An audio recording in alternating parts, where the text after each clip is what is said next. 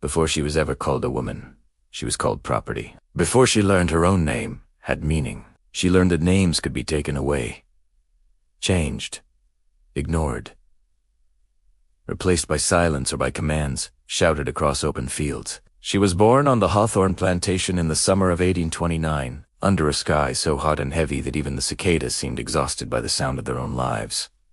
Her mother said she did not cry at birth, not because she was calm, but because the world she entered did not invite noise. Noise attracted attention.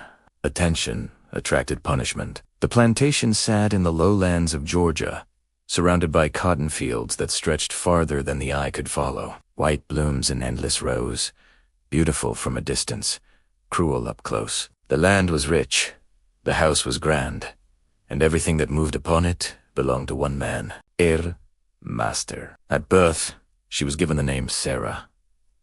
It was a name her mother whispered into her ear at night, careful never to say it too loudly during the day. To the overseers, to the ledgers, to the master himself, she was only the girl.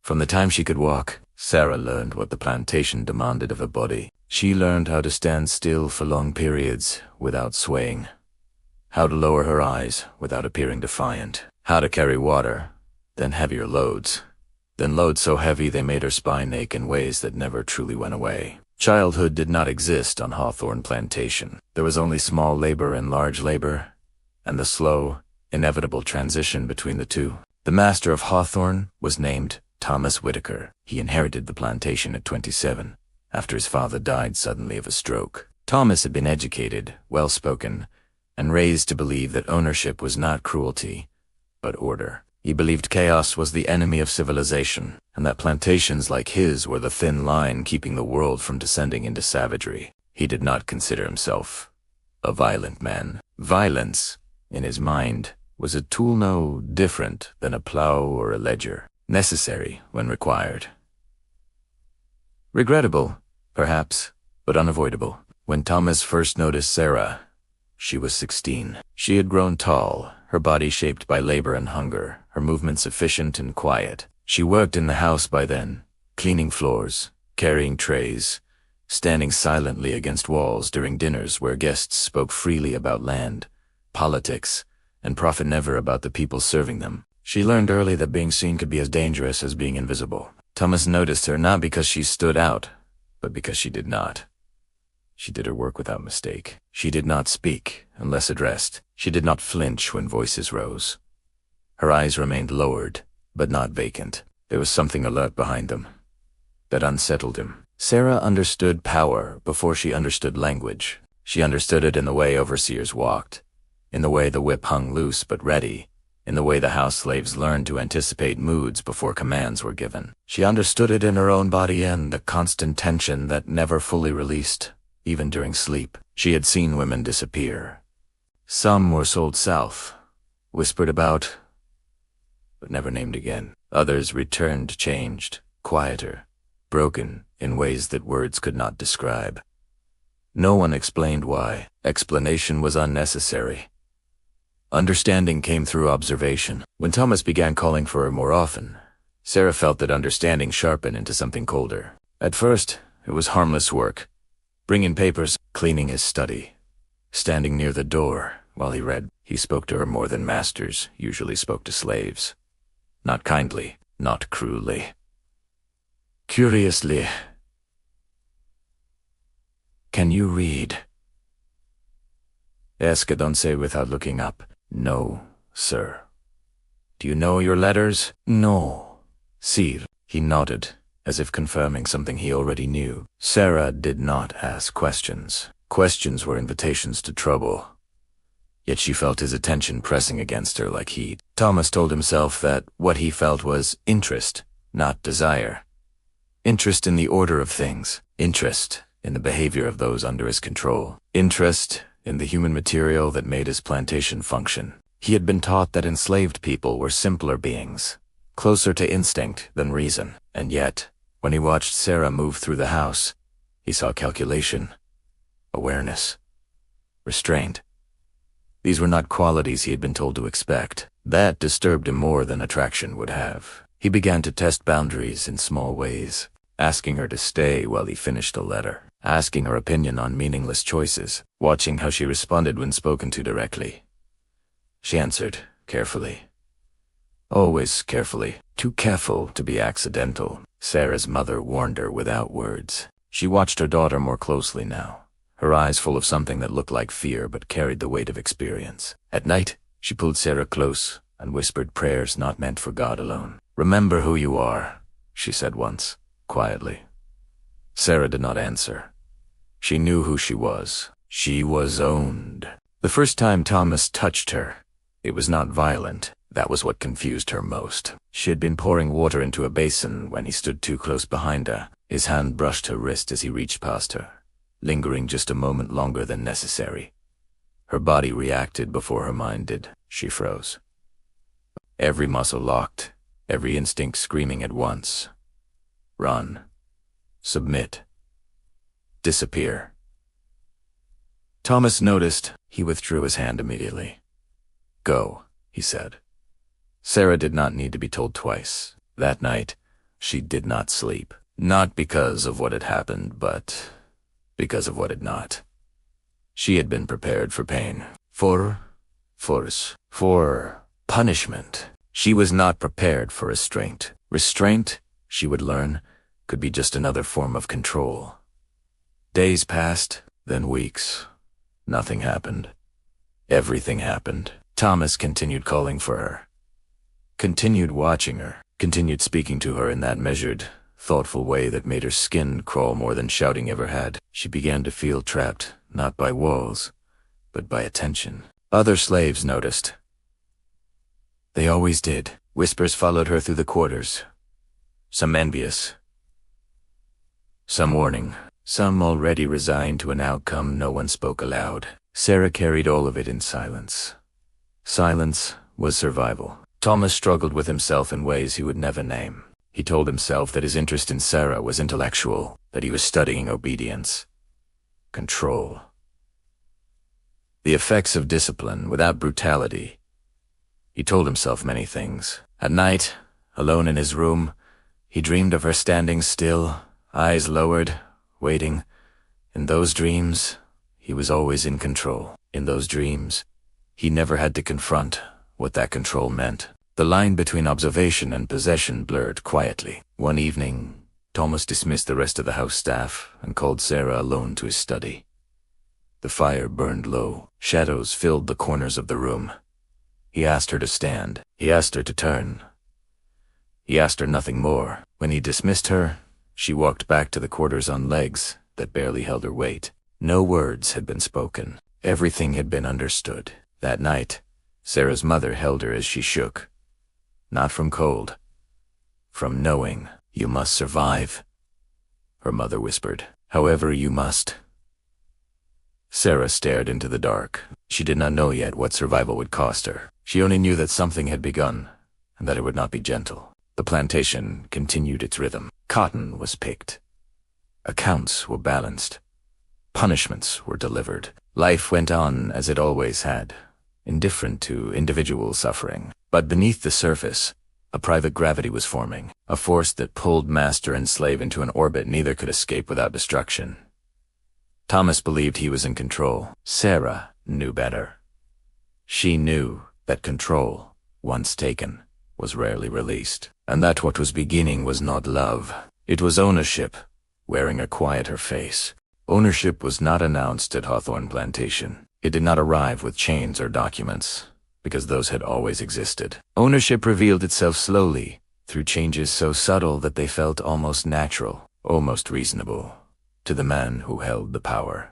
For Sarah, it felt like the air growing heavier. After that evening in the study, nothing explicit happened. No commands were spoken.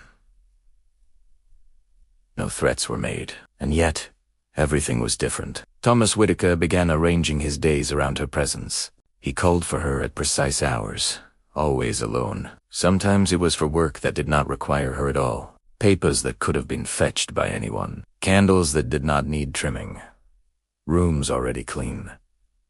She stood while he sat. She waited while he thought. Waiting became her primary labor. In those moments, Thomas watched her carefully, as if studying a puzzle he believed would eventually reveal itself. He observed the way her hands folded in front of her body, the way her shoulders remained still even when tension climbed her spine, the way her breathing changed when silence stretched too long. He did not touch her again. That restraint fed something darker than impulse. It fed entitlement. Sarah understood, with a clarity that felt almost painful, that she was being measured. Not for usefulness.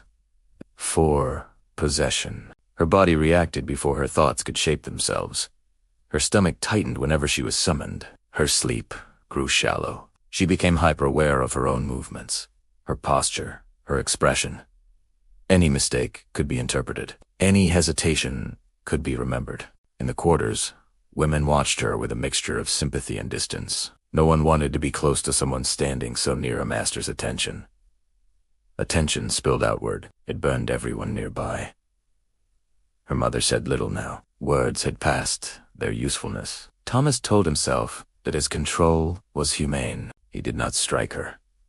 He did not shout. He did not force himself upon her. In his mind, these absences were proof of his moral restraint. He failed to see that restraint, when backed by absolute power, was still coercion. He began granting Sarah small privilege. She was excused from the fields entirely. Her rations improved. She was given shoes sooner than others. Her workload was reduced, though her presence was demanded more often. Each gift tightened the invisible chain. Sarah felt it closing around her throat. Every benefit marked her. Every kindness isolated her further from the others. She was being set apart. One evening, Thomas asked her to sit. The request alone sent a shock through her body. Slaves did not sit in the presence of masters unless ordered to, and to vent in only when absolutely necessary. She hesitated for a fraction of a second too long. "Sit," he said again, calmly. "C'est obéyel." The chair felt unfamiliar beneath her weight, as if it belonged to someone else. She kept her hands folded tightly in her lap, her eyes lowered. Thomas watched the tension ripple through her body. "Do you know why I called you here?" he asked. "No, sir." He leaned back slightly. "I value obedience," he said, "but I value understanding more." Sarah said nothing. "I believe you are capable of understanding," he continued, "more than most." The words settled over her like a net. Understanding meant expectation. Expectation meant responsibility. Responsibility, for someone owned, always meant blame. "I expect loyalty," Thomas said. "Discretion. Gratitude." "Yes, sir." Her voice barely carried. He nodded, satisfied. That night, Sarah realized something that terrified her more than violence ever had. He wanted her consent, not because it was required, but because it would make his ownership feel justified. The plantation adjusted around this unspoken arrangement. Overseers were instructed not to discipline Sarah without approval. How staff learned to defer to her presence. Rumors grew sharper, more certain. Thomas noticed the change and did nothing to stop it. Control, once established, thrived on recognition. Sarah's body became a battleground of contradictions. She feared Thomas. She resented him. And yet, part of her responded to the moments when he spoke softly, when his attention did not carry cruelty. That response filled her with shame. She knew the truth. There was no choice here. Only adaptation. The first night he crossed the final boundary, it was quiet. No struggle. No raised voice. He called her to his room after everyone else had been dismissed. The house felt hollow, its silence oppressive. She stood near the door. He approached, slowly, deliberately. "This does not change what you are," he said, almost as if reassuring himself. "But it changes how I will treat you." Sarah understood. Protection, in exchange for submission. She did not resist. Resistance would have meant punishment. Sale, separation from her mother. Survival required stillness. When it was over, Thomas believed he had been gentle. Sarah stared at the ceiling, counting her breaths, willing her body not to betray her with tears. Ownership had taken its final shape. After that night, the relationship settled into a pattern. Thomas visited her when he wished. He controlled when and how. Sometimes days passed without summons. Other times, she was called repeatedly, as if to remind her of availability. He never spoke of affection. He spoke of expectation. Sarah learned to read his moods better than any ledger. She learned when silence was safer than compliance, when compliance was safer than withdrawal. Her body no longer belonged to her, but her mind retreated inward, to a place he could not reach. She told herself stories there. She remembered her mother's voice. Songs sung quietly after work, dreams she had once dared to imagine. Those memories became acts of resistance. Thomas began to feel something he did not anticipate. Possession, he discovered, did not bring satisfaction. It brought anxiety. He watched Sarah constantly now, aware that other men noticed her, that overseers looked too long, that whispers followed her. Jealousy crept in, sharp and humiliating. He reminded himself that she was his property. That should have been enough. Was not. Ownership had awakened a hunger that control alone could not quiet. The imbalance grew more dangerous by the day. Sarah's isolation deepened. Other slaves avoided her. Overseers resented her. House staff watched her carefully, measuring favor. Her mother grew ill that winter. When Sarah begged for medicine, Thomas provided it without hesitation. The price was never spoken. It did not need to be. That was when Sarah understood the true cruelty of what bound her to him. He could save lives, and he could destroy them, and she would always be the instrument through which he chose. Late one night, as she lay awake in the small space he allowed her to return to, Sarah realized that what frightened her most was not Thomas himself. It was the system that allowed him to believe he was kind. It was the knowledge that no matter how gently he held her, the hand was still closed, and it would never open unless it chose to. Outside, the cotton fields slept under the moon, indifferent and vast. Inside the house, ownership tightened its grip, and Sarah understood that what had begun as a tension had become a cage, one that would soon demand more than obedience. Control did not arrive with commands. It arrived with watchfulness. After ownership was established, Thomas Whitaker no longer needed to assert himself through force or frequent presence. Control, he discovered, worked best when it felt invisible, when it lived inside anticipation rather than action. Sarah felt it everywhere, in the way overseers suddenly noticed who stood too close to her, in the way other slaves lowered their voices when she passed, in the way Thomas's gaze followed her across rooms without ever touching her. She was no longer simply owned. She was monitored. Thomas began arranging the plantation around his anxiety. He reassigned workers subtly, ensuring Sarah was never stationed near young men for long periods. He altered schedules so her movements were predictable. He questioned overseers about her interactions under the pretense of efficiency. No one challenged him. Power rarely needs explanation. Sarah sensed the tightening net long before it was fully visible. She learned to shorten conversations, to stand apart, to appear uninterested, detached, obedient. But detachment only increased his suspicion. Control, once awakened, feeds on imagined threats. Thomas began visiting her less frequently. At first, Sarah felt relief.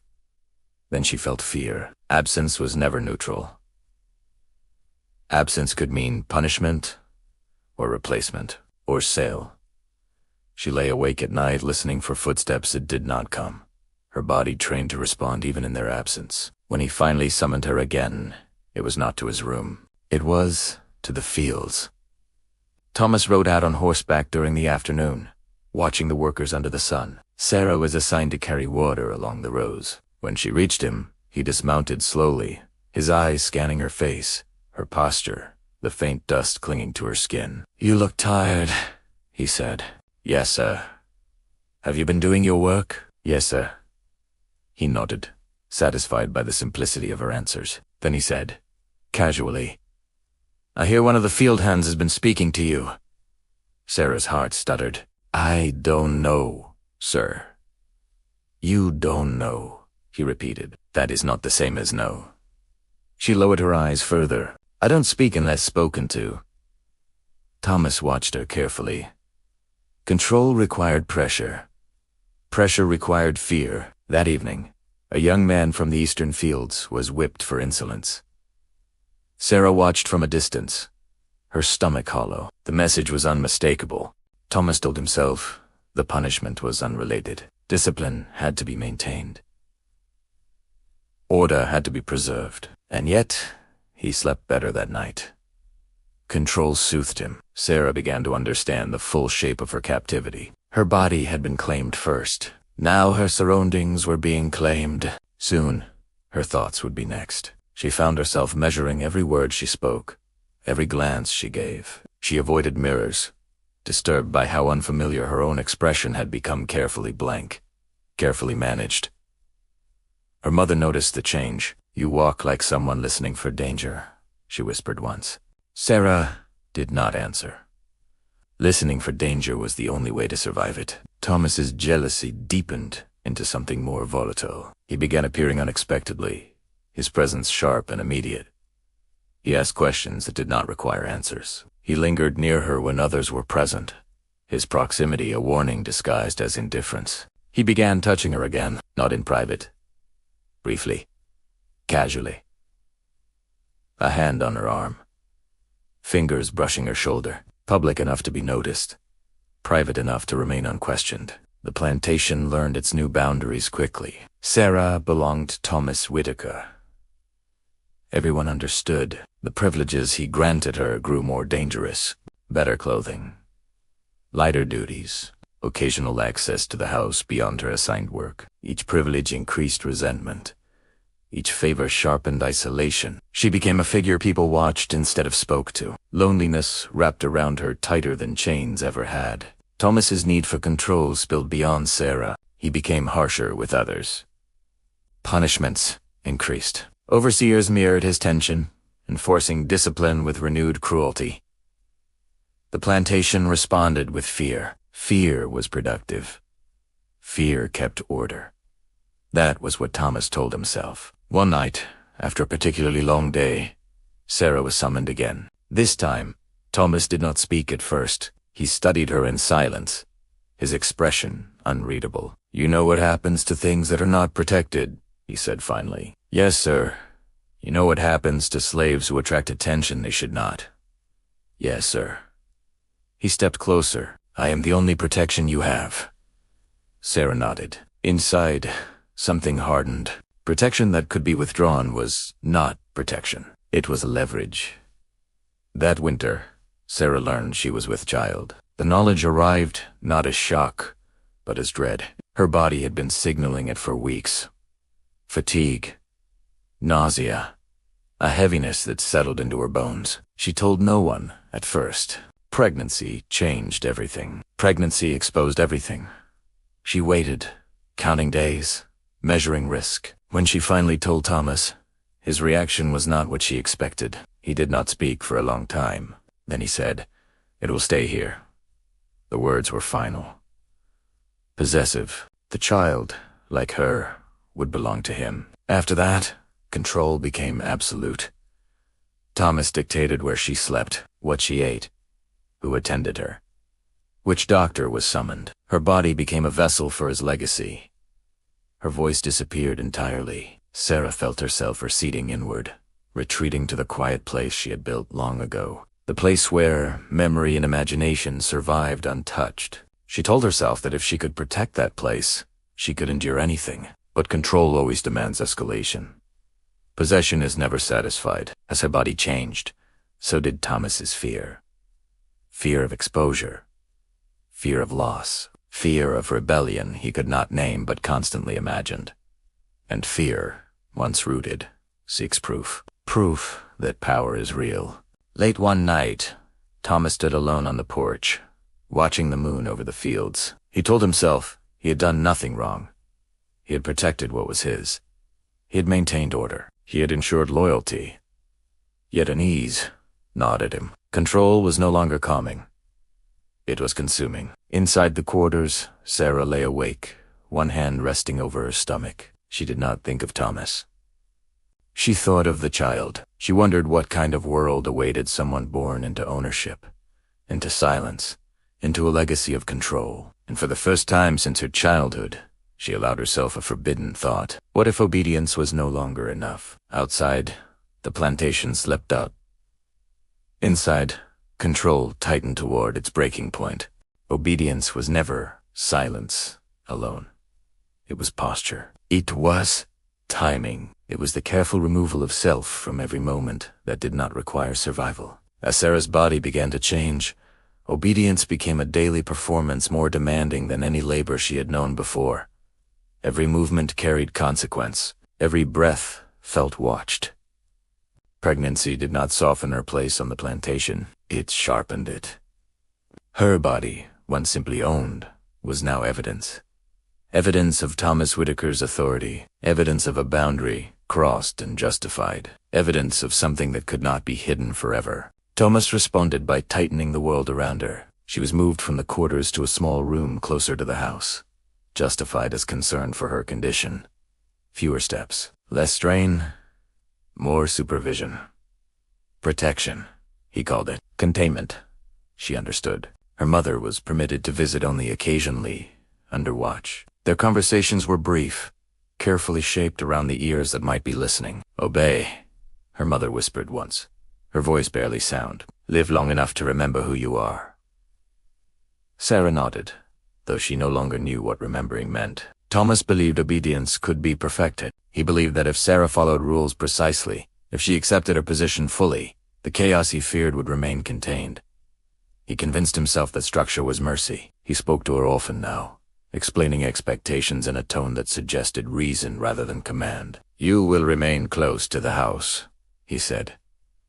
You will not speak unless spoken to. You will not draw attention. Yes, sir.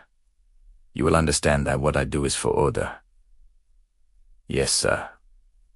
The words came easily. Too easily. Inside, they hollowed her. The house became a place of tension rather than refuge. Servants watched her with guarded expressions, uncertain whether to resent her or fear association. Some treated her with forced politeness, others with quiet contempt. She belonged to the master, but she was not of the house. She belonged to the enslaved, but she no longer lived among them. Obedience had cost her belonging in every direction. At night, she lay awake, listening to the sounds of the plantation, the distant coughs, the murmured prayers, the occasional cries swallowed quickly by darkness. She counted time by movement inside her body. The child grew. Thomas grew increasingly anxious. Pregnancy made the truth visible in ways that secrecy never could. He worried about whispers traveling beyond the plantation, about neighboring planters, about reputation. He began framing his control as sacrifice. I have spared you, he told her once, pacing the room. Others would not be so careful. Sarah said nothing. Careful was not kind. As the months passed, Thomas arranged for a doctor from town to visit discreetly. The man did not look at Sarah's face. He spoke only to Thomas. The child was healthy. Thomas exhaled, as if reassured. Sarah felt nothing. Health, in this context, meant viability. Obedience demanded gratitude. Thomas began expecting it. When he provided better food, he waited for acknowledgement. When he limited her work, he watched for appreciation. When he ensured her mother was spared harsher labor, he reminded Sarah of the favor. Gratitude became another obligation. Another chain. Sarah learned to perform it convincingly. Performance was survival. The illusion of safety grew seductive. No one struck her. No one shouted at her. No one threatened her openly. And yet, the plantation grew more brutal around her. Punishments increased for others. Overseers enforced discipline with renewed severity. Fear thickened the air. Sarah understood the trade being made. Her compliance brought stability for Thomas, not mercy for the rest. That knowledge weighed heavier than labor ever had. One afternoon, she witnessed a young woman from the fields collapse under the sun. No one moved at first. Then an overseer struck her for slowing the line. Sarah's body reacted before thought intervened. Please, she said. The word escaped her lips before she could stop it. The overseer froze, so did Thomas. The silence that followed felt louder than any shout. Thomas dismissed the overseer with a sharp gesture. The woman was dragged away. Later that evening, Thomas confronted Sarah. You will not speak out of turn, he said. his voice low. Not ever. You were only forgetting what you are. The words landed like a blow. She lowered her eyes. Yes, sir. That night, obedience tasted like ash. As her pregnancy advanced, Sarah felt herself slipping further from the person she had once been. Her world narrowed to routine, to instruction, to avoidance of error. She stopped thinking of the future. The future was dangerous. Instead, she focused on moments. Breathing, walking, remembering songs her mother had sung softly when she was a child. Memory became resistance. Thomas mistook her withdrawal for acceptance. He believed she had finally understood her place. That belief calmed him. It made him careless. The night the baby came, it came early. Pain woke Sarah from shallow sleep, sharp and sudden. She pressed her hand to her stomach, recognizing the truth instantly. She was alone. By the time help arrived, the house was already stirring. The birth was long and difficult, the room filled with tension and whispered instructions. Sarah screamed once, then bit it back, refusing to give the sound more power than necessary. When the child finally arrived, the cry that followed was thin but alive. A girl. Thomas arrived moments later. He stood at the doorway, watching. He did not smile. He nodded. "It will be raised properly," he said. The words felt less like promise than claim. Sarah held the child briefly before it was taken away, to be cleaned, examined, assessed. In that brief moment, something broke open inside her. She did not feel love as stories describe it. She felt resolve, a quiet, terrifying clarity. This child would not be owned the way she had been. She did not yet know how. She only knew that obedience alone would not protect her. Thomas believed the birth marked completion. He believed the most dangerous part had passed. He was wrong, because obedience, once perfected, reveals its limits, and Sarah had reached hers. Outside, the plantation carried on, indifferent and relentless. Inside, something had shifted. Obedience had kept Sarah alive, but it had also taught her exactly what it could never give her. Punishment did not come suddenly. It arrived the way storms do on the plantation first, as a change in the air, then as a tension so thick it pressed against the skin, and only afterward as something undeniable. Sarah felt it before she saw it. Thomas Whitaker grew quieter. Not come quiet. His words shortened. His movements became sharper. He watched more and spoke less, as if waiting for something to reveal itself. That waiting was dangerous. Waiting meant suspicion had already taken root. Punishment, Sarah knew, never required proof, only justification. The justification came in the form of a rumor. Someone had seen Sarah speaking too long with another enslaved woman near the wash area. Someone had noticed her lingering near the child's room longer than permitted. Someone suggested she'd been whispering things not meant to be said. Thomas summoned her without warning. The room was cold, despite the season. He did not invite her to sit. "You forget yourself," he said. "No, sir. You forget what obedience requires."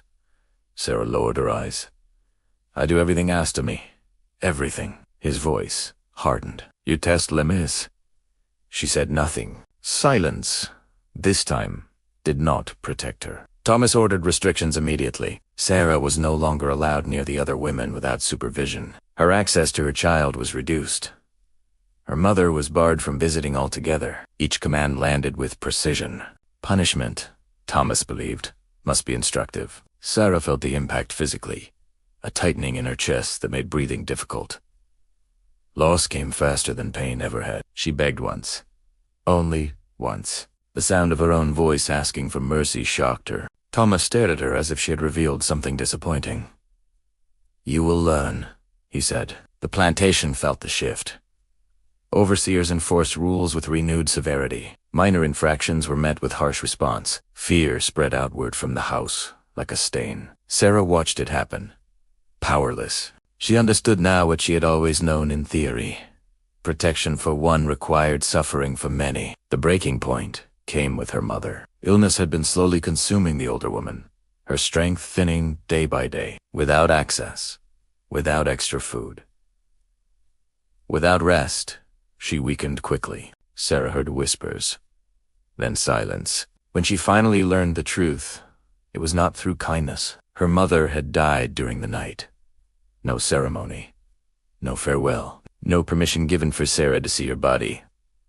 The loss hollowed her. She did not scream. She did not collapse. She simply stood still as something essential inside her went quiet. Thomas noticed the change. Grief, he believed, would restore obedience.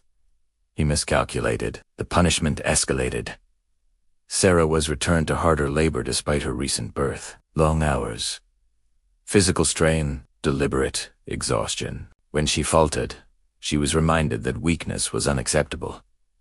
One evening, an overseer struck her for slowing. Thomas did not intervene. The sound echoed longer than the blow itself. That was when Sarah understood that restraint had ended. Punishment was no longer corrective. It was reassertion. Ownership had been challenged not openly, but internally, and the system responded as it always did, with force. Sarah's child fell ill soon after. Lack of care, luck of warmth, luck of her mother. Sarah begged again. This time, Thomas's response was cold. "You should have been more careful," he said. Careful. The word tasted like cruelty. The child survived, but barely. Sarah held her that night, trembling with exhaustion and rage she dared not show. Something inside her shifted irrevocably. Punishment stripped away illusion. There was no safety here. No mercy. No reward for obedience beyond temporary delay. Everything could be taken. At any time. For any reason, Thomas told himself discipline had restored order. Yet sleep did not come easily. He dreamed of rebellion where none existed, of whispers turning into fire, of loss he could not control. Punishment had not soothed his fear. It had fed it. In the quarters, fear curdled into something else. Resentment. Quiet. Careful. Patient. Sarah felt it around her now. Subtle but real. Eyes met hers longer than before. Hands brushed hers in passing, offering silent acknowledgement. She was no longer alone, and that frightened her. More than punishment ever had. Late one night, as she lay beside her child, Sarah understood the final lesson punishment offered. Obedience had limits. Pain had limits. Fear had limits. But hope could survive even this. Not loudly. Not proudly. But enough. Outside, the plantation slept uneasily. Inside, punishment had done what it always did. It had revealed the system's true face, and in doing so, it had planted the seeds of resistance. Resistance did not announce itself. It did not raise its voice or clench its fists.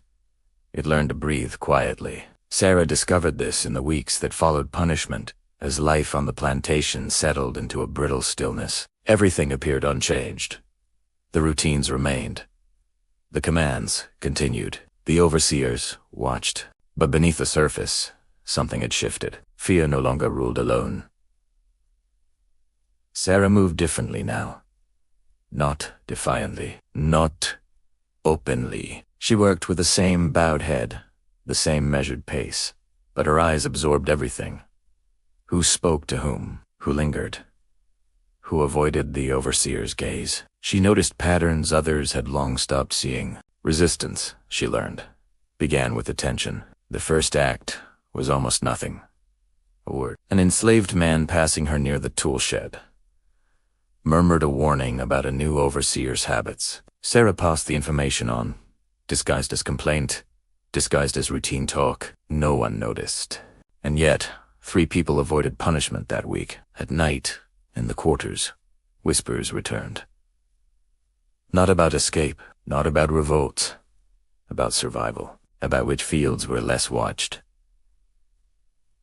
which hours brought relief, which masters could be reasoned with, which could not. Sarah listened more than she spoke. When she did speak, people listened. They did not know why. Neither did she. Her child grew stronger slowly. Sarah guarded that life with everything she had. She learned to barter favors for warmth, extra cloth, small mercies that kept sickness away. Motherhood sharpened her resistance. Every breath her daughter took felt like defiance. Thomas sensed it again. Not action, but momentum. The plantation obeyed him, yet something intangible slipped through his grasp. He blamed exhaustion. He blamed stress. He blamed the times. He did not blame himself. The most dangerous resistance came unexpectedly. Literacy. Sarah had been taught her letters years earlier, just enough to be useful. She had never been allowed to read freely, never encouraged. Now, in stolen moments, she returned to it. Scraps of paper, discarded ledgers, margins. She traced words with her finger, memorizing shapes, meanings. Knowledge was quiet and irreversible, she taught, others not directly. A letter explained here, a word repeated there. A child asked a question and received an answer disguised as a game. Resistance spread invisibly. Punishment returned, but smaller now. Sharper, more frequent and less justified. Thomas felt control slipping. Overseers reported strange obedient slaves, working efficiently without fear, correcting each other, anticipating orders. Order without intimidation disturbed him. One evening, Thomas confronted Sarah again. "You think yourself clever," he said. "No, sir. You think I don't see." She met his eyes, briefly juiced, long enough to remind him she still existed. "I only work," she said. He searched her face, for guilt, for challenge, for something he could break. They found a none. That night, Sarah was warned. An enslaved boy delivered the message without words, just a glance and a pause. She understood. Thomas was planning something. Resistance demanded choice. Sarah had avoided that word for years. Choice implied responsibility. Risk. Now it pressed against her from all sides. Protect her child or protect the future. They could not be separated forever. She began preparing not to flee, but to endure what was coming. She entrusted information to others. She taught one woman enough reading to continue without her. She memorized names, faces, relationships. If she fell, the resistance would not. That thought steadied her. The plantation felt heavier. Storms gathered often, the air thick with unspoken tension. Slaves moved with purpose. Overseers grew more violent. Systems react this way when threatened. Thomas made his decision quietly. Not publicly. Not yet. Not yet. He would remind Sarah and everyone where power resided. Sarah sensed it. The final test was approaching. She held her child one night longer than allowed, pressing her face into soft hair, breathing in the warmth. "I will not leave you empty," she whispered. The child did not understand, but she listened. Resistance had reached its limit. The next step would demand sacrifice. And sacrifice, Sarah knew, always came at a cost paid in flesh or memory. Outside, thunder rolled over the fields. Inside, the plantation waited. Consequences arrived without warning. Not as thunder, not as fire, but as a knock at the door before dawn. Sarah woke to the sound of boots on wood, the deliberate rhythm of men who had already decided what would happen next. Her child stirred beside her, sensing fear, the way animals sense storms. She did not move. Resistance had taught her one final lesson. There was no running now. Thomas Whitaker stood in the doorway, fully dressed, composed, flanked by two overseers. His face was unreadable, carved into something colder than anger. "You are coming with us," he said. Sarah rose slowly, lifting her child instinctively. "No," Thomas said. "Not the child." Her hands tightened. This was the moment she had feared, prepared for, and still could not stop. They took her outside as the plantation slept. No announcement, no explanation, only witnesses. Slaves peered from doorways, eyes wide, silent. They understood what was happening without being told. Someone had spoken. Someone always did. The punishment was not immediate. That was deliberate. Thomas believed anticipation was more powerful than pain. Sarah was locked away, isolated, left with her thoughts and the sound of her own breathing. Hours passed, maybe more. She replayed every word she had spoken, every lesson shared, every look exchanged. Resistance always carried this risk. She accepted it. What she could not accept was uncertainty about her child. The betrayal revealed itself quietly. It was a young man barely more than a boy who had been promised protection. Lighter work, extra rations. Fear had broken him. Sarah did not hate him. She had learned too much to waste energy on hate. Thomas confronted her alone. "I offered you mercy," he said. "You offered control," Sarah replied. The room went still. That was her mistake. The punishment was public. It always was when the system felt threatened. Sarah was brought to the yard, her hands bound, her body already weakened from exhaustion. Slaves were forced to watch. Children were not spared the lesson. Thomas did not look at her. He gave the order without emotion. The blows were not counted. Pain bled into something distant, something almost unreal. Sarah focused on breathing, on staying present, on refusing to scream. Silence, this time, was resistance. When it ended, she collapsed. They left her where she fell. Alive. Barely the consequences continued. Her child was taken, not sold yet. Removed. Placed somewhere Sarah could not reach. That loss hurt more than the whip ever could. Days passed. Sarah drifted in and out of consciousness, tended to only enough to survive. Death, Thomas believed, would make her a martyr. Broken survival was preferable. Something unexpected happened. The plantation changed. Work slowed. Accidents increased. Tools went missing. Small acts of defiance multiplied. Resistance did not die with punishment. It hardened. Thomas sensed it. Fear returned to him in a new form, not of rebellion, but of legacy. He had proven power, but power had exposed weakness. When Sarah finally stood again, she was not the same. Her body carried scars. Her eyes carried something worse. Clarity. She was summoned one last time. "You will speak no more," Thomas said. "You will obey without thought." Sarah looked at him steadily. "You can punish the body," she said, "but what you fear is already loose." A stroke. It changed nothing. The final consequence came quietly. Weeks later, under cover of night, Sarah's child was moved again.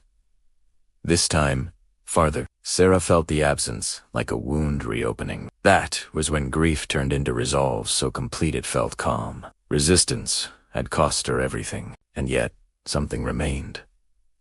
Her story had spread, her lessons had survived, her silence had spoken louder than screams. Thomas believed he had won. History would decide otherwise. As the plantation settled into an easy routine once more, one truth lingered beneath the surface. The system had punished Sarah.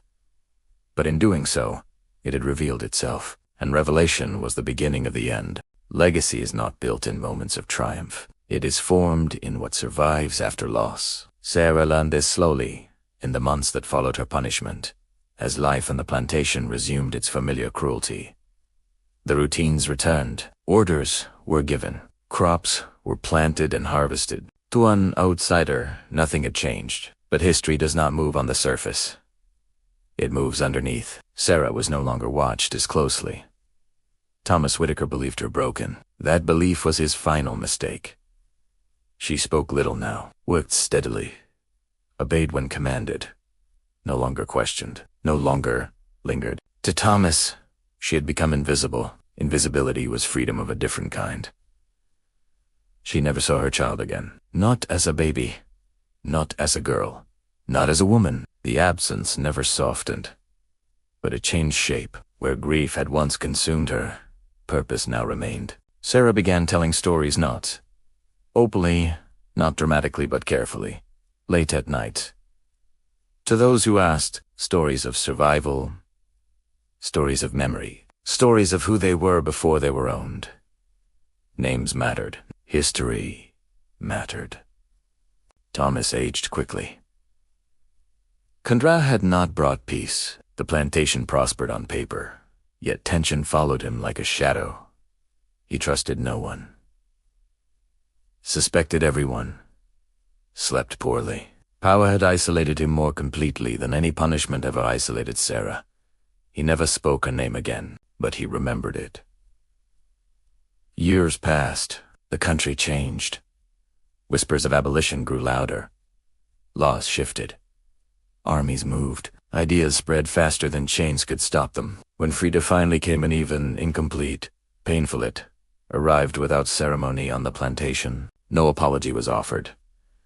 No restitution given. Just orders rewritten. Sarah was older then. Her body bore the cost of endurance. But she stood. Free in name. Free in movement. Free in memory. She left the plantation without looking back. Thomas Whitaker died where he had lived, surrounded by land. Alone. His estate passed 2 heirs who dismantled it piece by piece, selling what remained, erasing what they could. But erasure does not work the way oppressors hope. Some years later, in another place, a woman told her child a story. She spoke of a mother whose strength could not be beaten out of her, of a system that mistook silence for surrender, of love that existed not as romance, but as refusal to disappear. The child listened. The name Sarah was never written in books, but it was spoken and remembered. That is how legacy survives. Not in monuments, not in ledgers, but in breath, in voice. And stories pass from one generation to the next. This was not a love story as history prefers to tell them. There was no redemption for the master, no justice that balanced the scales, no neat ending. Only truth, only survival, only the quiet defiance of a woman who refused to vanish. And that, more than anything else, was the system's greatest failure. If you enjoyed the story, leave a like and subscribe to the channel.